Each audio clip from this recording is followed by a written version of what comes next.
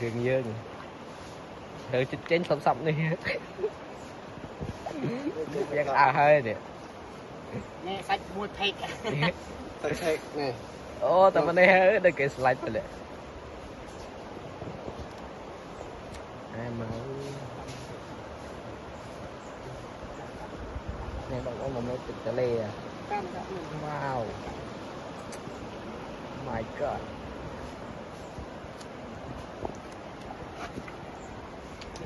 em mà xe mặt cam nó trồng nhiều rồi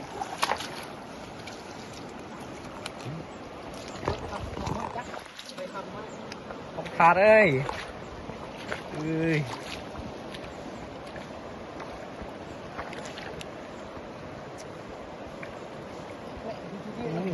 đây rồi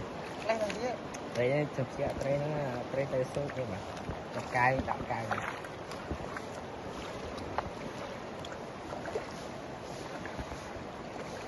đang thật là plong được ngay tại thật là cái ít đoạn thật là chạy